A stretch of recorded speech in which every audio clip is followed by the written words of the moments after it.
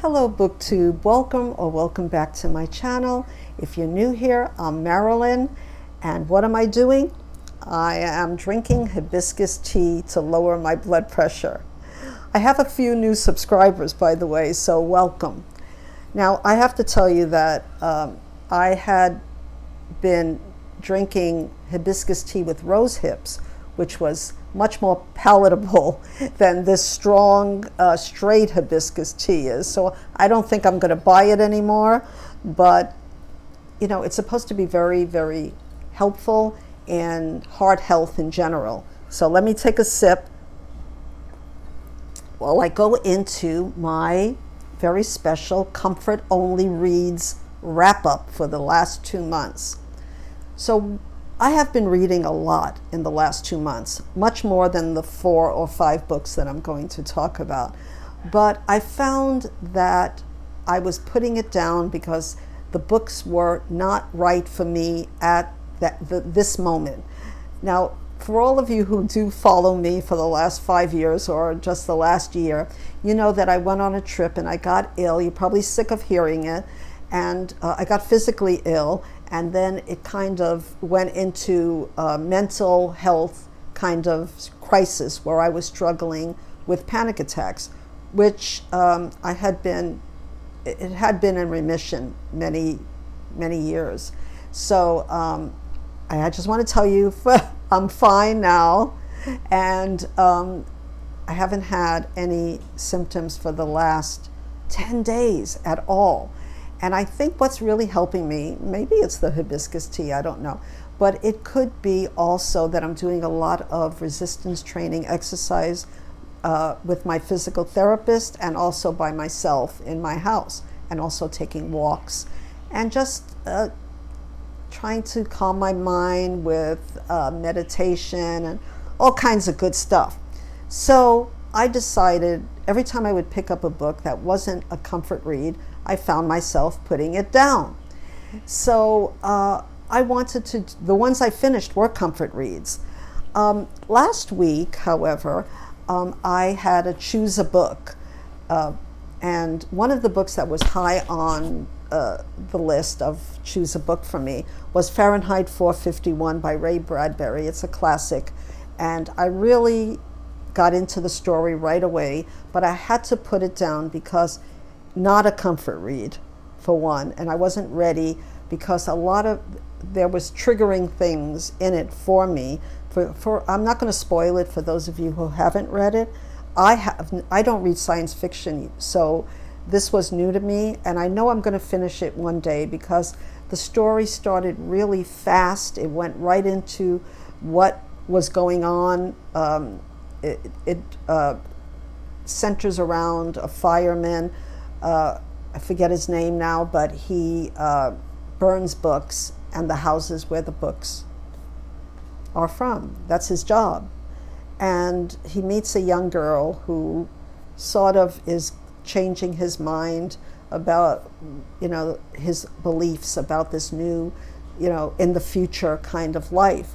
And what stopped me from reading it is when he goes home and his wife has earplugs in that's transmitting music and television stuff and everything really loud, news, whatever, really loud in her ears, and she does this like 24 hours a day, and plus she's popping some kind of barbiturate pills, and that just went a little bit close for me because whenever I go out, even my daughter has those earplugs in listening to, social media.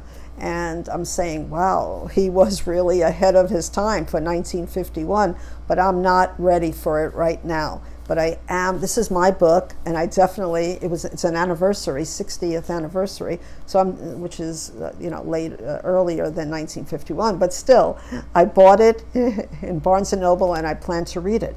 However, not now. So I decided to do a comfort only reads book. Now, if you know Gina Stanier, and I know you do, she does a lot of comfort reading, and it's a wonderful, wonderful way of getting into reading when you're not feeling up to anything sad or deep, or just want to be comforted. So I had talked about a book last month on my TBR, and now Agatha Christie is one of my favorite authors. And in June, there was my friend Jack from Spread Book Joy, and I'm sure there's other people with her, that did an event, and the event was Joy Reading June. And I had picked up for that event Agatha Christie book. And I had said that I had gotten I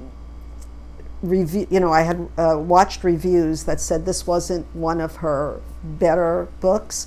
However, I loved this book. This book was a joy to me. And let me show you the cover. I showed you the cover before, but it made me very happy. And as a side note, it's very good because it's very spooky. So if you're into Halloween and all that fall, we don't get fall here or autumn.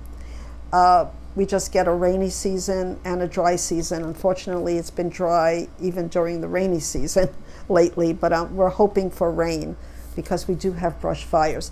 Anyway, why did I love this book? First of all, I love the narrator of the book. Some of Agatha Christie's books have these narrators that are bringing us into the story and we follow them. And I really love this guy, and his name was, I think, Mark Easterbrook. Let me just check. And I got it right. And so the premise of the book is a priest is murdered on his way home from attending a dying woman. And Mark Easterbrook is going to solve the murder, working with only one clue he has: the list of unrelated names found on the priest's body. Now, just reading that, you think it's not going to be really good, but as I always say, au contraire, because this is a spooky little mystery that you're going to get. It dabbles with the idea of a cabal of criminals who kill for money using supernatural means. So you're going to get things like seances in this, and there's 3 women, sisters, and they're kooky, and they claim to have supernatural powers, and we're introduced to them and other characters in the book. And it has a really, really surprising ending, and of course I won't get into that, but it was very comforting to me. It just brings, I want to see when this was written. I got this actually at the Shakespeare and Company. I showed you that the last time. And I had never heard of it before. And the first edition was 1961. Now, a lot of people who read Agatha Christie don't like her latter books, but I do. I like them all. I like them from the beginning to the end. There's very few books that I've read by Agatha Christie that don't comfort me in some way. They're pure escapism. And the ending in this one is fantastic. You will never guess. That's all I'll say about that. So that's my first comfort read, and it really was comforting. The second comfort read I have actually has comfort in the title. And I also read it for Joy Reading June. And it's called Dear Reader, The Comfort and Joy of Books by Cathy Rentzenbrink. What a wonderful book this is. What a wonderful cover. This is a UK book, which is hard for people in Hawaii to find usually. But I had read parts of it. I don't think I've ever read it from beginning to end, but I decided to do that. And there are, of course, it's a book about books, the comfort and joy, about reading, about how Cathy Rentzenbrink was always had her nose in a book. But it's also a memoir, and it's lists of books. It's so much in this little beautiful book. And what it says is that it's a love letter to reading, which is packed with recommendations, and it's pure joy. I agree. So the blurb says, for as long as she can remember, Cathy Rentzenbrink has lost and found herself in stories. And growing up, she was rarely seen without her nose in a book, and read in secret long after lights out, which I did also. And eventually, they lit the way to a new path, first as a bookseller and then as a writer. No matter what the future holds, reading will always help. So true, so true. Now, I happen to find a part of this book that's, I would say, resonated with me on the memoir side, not as on the book side. There's always books that I want to read from this list of books. But I'm just going to jump into this. And it said, a couple of months later, John was asked, and John is her husband, to take a job in New York, and we decided to go for it. We arrived on July 4th, 2000, and settled into a flat. We learned to say apartment. Yes, we say apartment. In Chelsea. I loved New Yorkers and how easy it was to strike up conversations with strangers. I was so happy when a woman stopped me in the street to tell me she liked my shoes. And it goes on, and she says, I never thought I looked Irish before. But New Yorkers do that. They will stop you. And I'm talking native New Yorkers usually. And it brought back a memory where I was in New York in the 80s visiting, and I saw a woman with a beautiful outfit on, beautiful shoes, and I went up to her. She was talking with a guy, and I just went up to her and said, I just love your outfit. You look so beautiful. I love your shoes. And I said, this is what New Yorkers do. We don't mind our business. So just reading that, and I must have missed it when I was sort of skimming, just made me happy. It made me feel comforted, as this whole book did. So I really recommend this book as a comfort read. It says comfort in the title, and it's beautiful. If you love beautiful books, this is one of the most beautiful books that I have. And I will reread this book. This is not coming off my shelf. So what is the next book?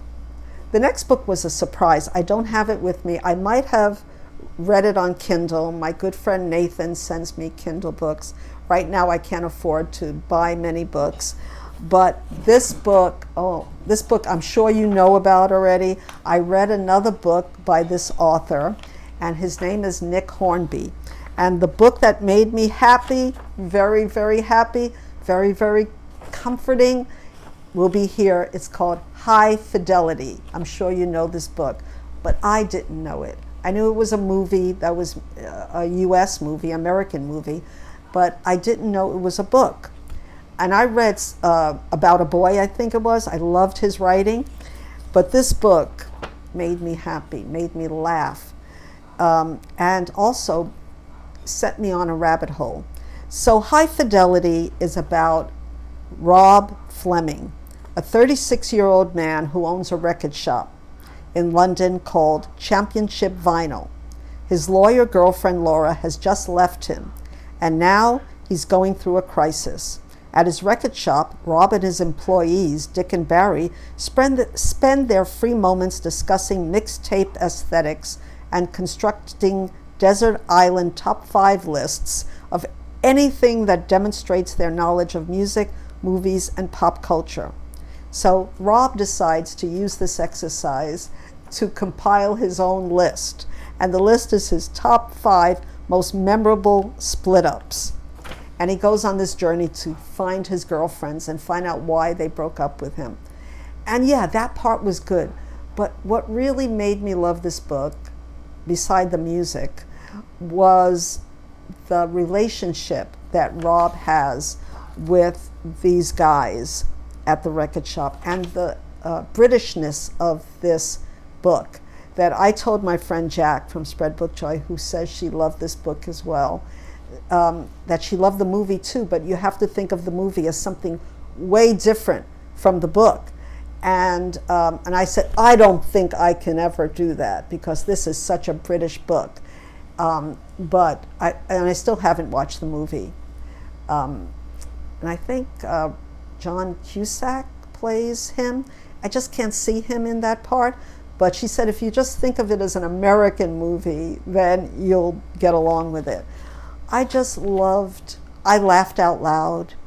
I loved this guy, even though he was sometimes annoying. But most of all, I loved everybody in that record shop.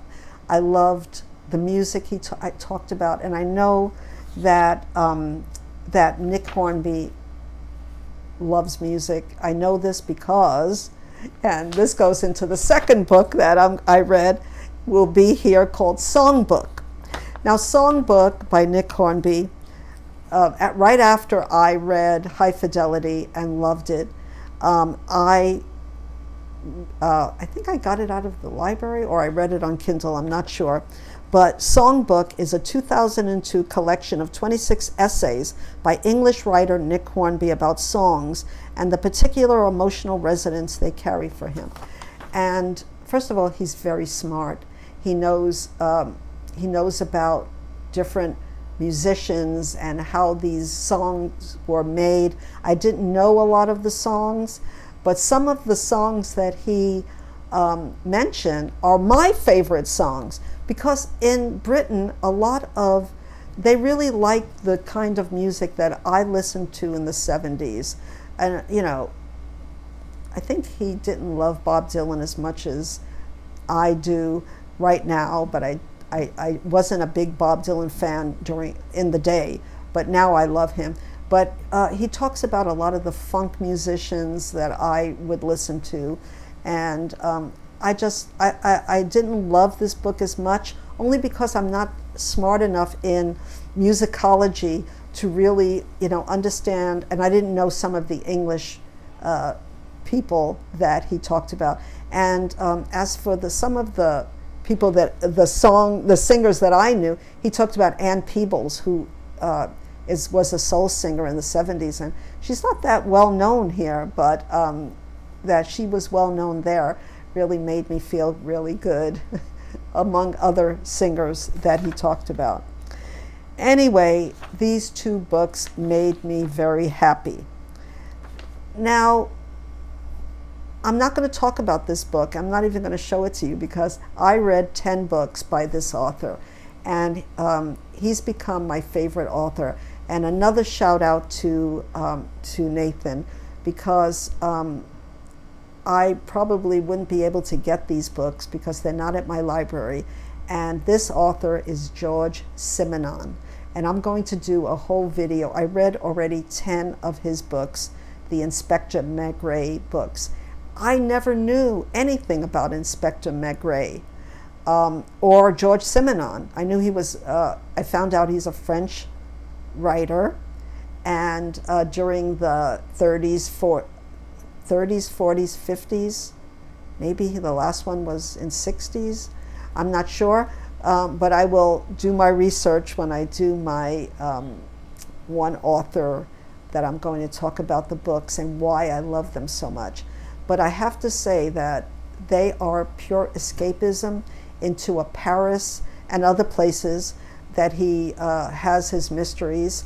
I'm not going to say he's an Agatha Christie. Some of his endings aren't, totally, tied up with a bow, but the characterization and the writing, just wonderful. And also, it brought back, he really talks about the streets that I've been on in my many trips to Paris. And even in some places, I was almost, now I don't speak French. It's my dream to be able to speak French. But because I did study a little French, I was able to translate a few sentences, and it just made the book come even more alive for me, if that makes sense. If you're a George Simenon fan, please let me know in the comments, because I am so happy that I found this author. the books are still making me happy. He has like 72 Inspector Maigret books, so I have a lot of comfort reading ahead of me. And I just wanted to go into another book that I talked about the last time, and it's part of what I said about high fidelity, that it led me down a rabbit hole. Now, I think I showed you this book before. It's Down the Highway, The Life of Bob Dylan by Howard Sounes. No, it's not a comfort read. Bob Dylan is a very complicated person. Probably he's a genius. But high fidelity sent me down this rabbit hole of music, and I'm very thankful that it did. But this is a very complete biography, and it goes from where he was born, his grandparents, to probably the end. Well, it's not the end, he's still living, and I saw him on a TV show called Farm Aid, where they're raising money, since the 70s, for the farmers, and I really I watched it on TV. So this is like 400 pages. It's very, I sort of skimmed through it because there were certain things I wanted to know, but I think I'm more interested in the songs that I am of the person he was or his life story. So if I read this, it probably, and I'm not a big audio reader, as many of you know, I don't read too much on audio, but I am finding out so much about music. I went down the rabbit hole of Woody Guthrie, of people that he talks about, and I'm just like enjoying music again, because I was a big music fan. I was once a singer, actually. Now I can't sing, but I was very comforted by rediscovering Bob Dylan and his poetry, because that's what he really was. He was a poet. So these are some of my comfort reads wrap up for, I'm thinking, because I came back July 4th, so this is August and September. I will have more books that I read during this time that either weren't comfort reads or that my video on the Inspector Maigret, which I don't know when that's coming. Anyway, if you've read any of these books, are these comfort books for you? Tell me your favorite comfort book, because I really want more. I really want more. In fact, Nathan mentioned 87 Charing Cross Road, which I thought it was 84 Charing Cross Road, but anyway, by Helene Hanff, which I read a long time ago, and it really went over my head. I wasn't as well read as I am now, but I intend to read that. I think there's a group of people that read it in January. I might not be able to wait. So let me know if any of these books, or what is your favorite comfort read. And until then, thank you so much for watching, for subscribing, for just keeping me in your thoughts during this 5th year of doing BookTube. And I know my friend Jack from Spread Book Joy, is also celebrating her 5th year on BookTube, as there are many others who seem to be going through celebrations of milestones. So I'm reading, another thing I'm doing is watching a lot of my favorite booktubers, and I'm going to be coming next with a tag that I've been working on, and I hope you'll like it. So until then, I wish you all good health, good times, good weekend, and of course, as always, aloha.